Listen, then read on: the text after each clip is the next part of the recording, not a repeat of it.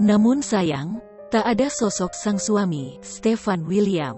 Hal ini kemudian memicu rasa penasaran netizen soal nasib rumah tangga Celine dan Stefan.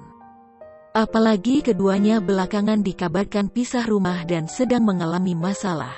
Sempat terpergok jalan bersama, Celine Evangelista menyebutkan kondisi pernikahannya dengan Stefan baik-baik saja.